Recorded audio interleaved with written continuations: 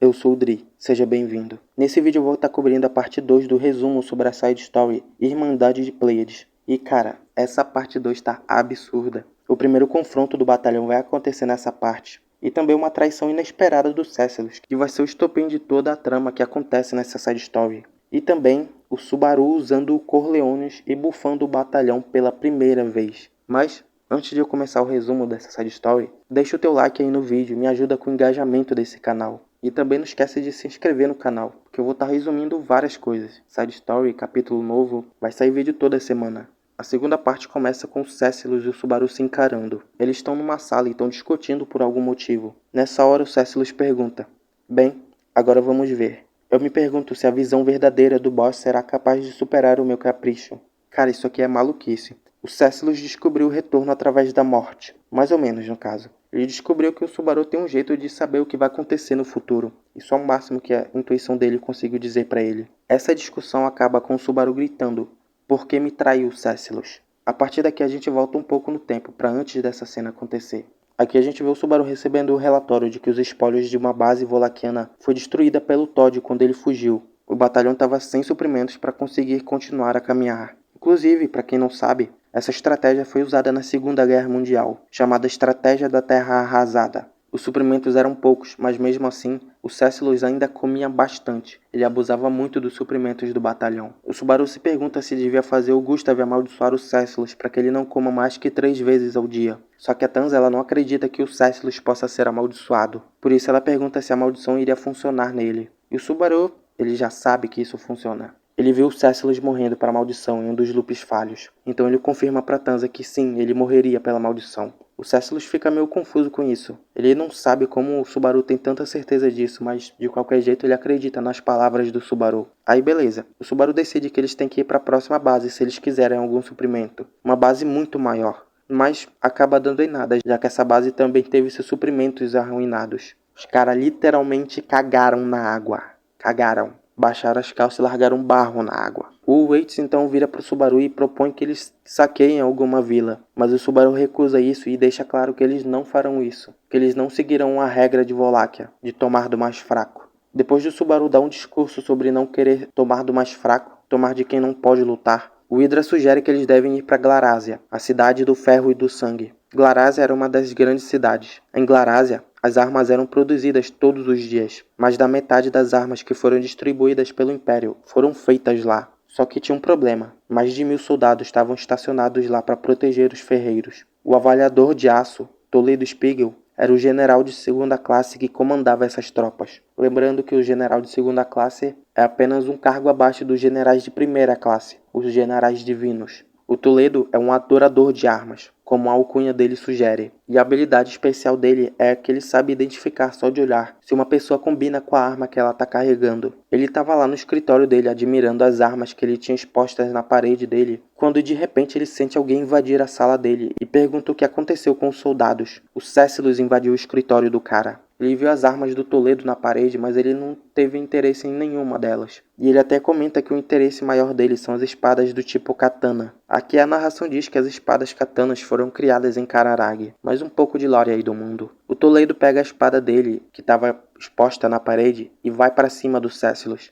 Mas facilmente o Céciles derrota ele. Aí beleza, a cena corta e o Subaru chega lá na situação. Ele vê que o Céciles não matou ninguém como ele pediu e pensa que o Céciles é alguém absurdo por conseguir isso. A Tanza retruca dizendo que o Subaru é tão absurdo quanto, já que ele conseguiu tomar o controle da ilha de Gnum Rive. Mas o Subaru disse que ele não é tão absurdo assim, já que o Céciles conseguiria fazer isso por conta própria. Já o Subaru não. Aqui que começa a parada. O Céciles recebe o Subaru de um jeito estranho. Ele diz que quer testar o Subaru sobre alguma coisa. A Tanza fica com raiva e o Subaru pergunta se não dá para esperar até todos comerem. E o Céciles diz que não. O Céciles complementa dizendo que ele só quer fazer isso para clarificar uma dúvida que ele tem.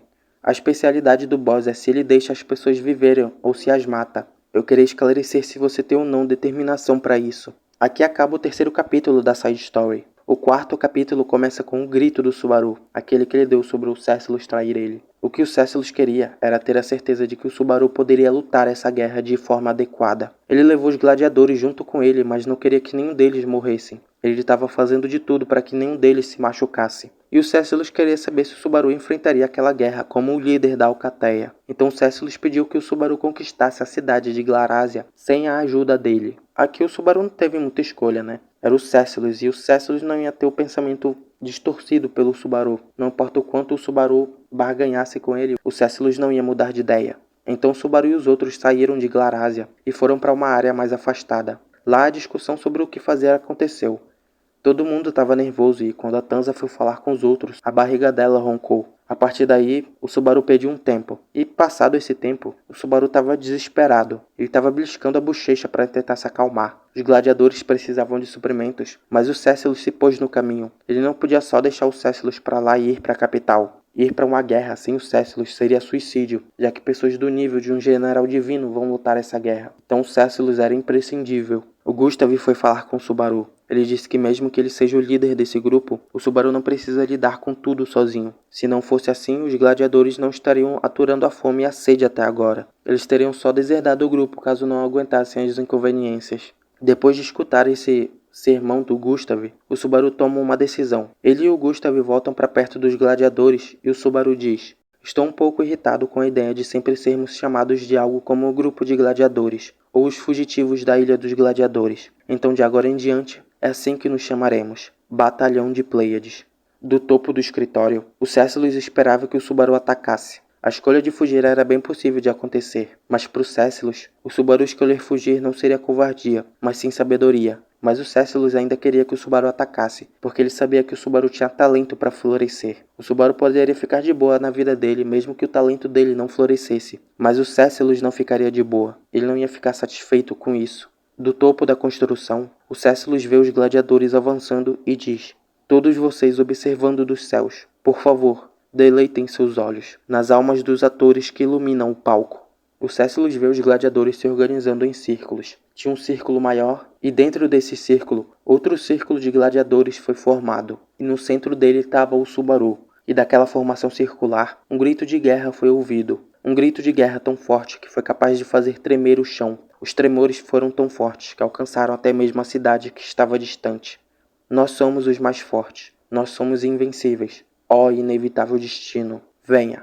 Enquanto avançavam, eles viram as tropas de Volak esperando por eles. O resultado desse confronto foi o que foi por vários fatores se alinhando. O primeiro de tudo foi que os sentimentos de todos os gladiadores estavam alinhados. Eles eram de fato um só naquele momento. O segundo dos motivos foi o Subaru ser o centro daquele grupo. Ao subconscientemente invocar Corleones, o resultado da batalha foi um estrondo. O Céciles olha para aquilo espantado com a cena acontecendo bem na frente dos olhos dele. Os soldados imperiais estavam sendo espancados. O Céciles pensava que isso ia ser uma batalha para ver de que maneira o Subaru e o Gustav iriam resolver esse conflito. A vantagem numérica e de poderio militar era do lado do Império, mas de repente, todos os gladiadores sabiam usar o método do fluxo, uma técnica onde o indivíduo usa a mana do próprio corpo para se fortificar. O Céciles percebeu que isso foi causado pelo Subaru. Apesar de não saber do Corleones, ele sabia que foi ele porque os Sparkas nunca tinham sido tão eletrizantes assim. Depois de conquistar Glarásia pela segunda vez, o Subaru pergunta o que o Céciles vai fazer a partir dali. O Céciles responde que ainda tem algo que incomoda ele. Ele diz que o Subaru pode ver coisas que pessoas normais não podem, o que ele nomeou visão verdadeira.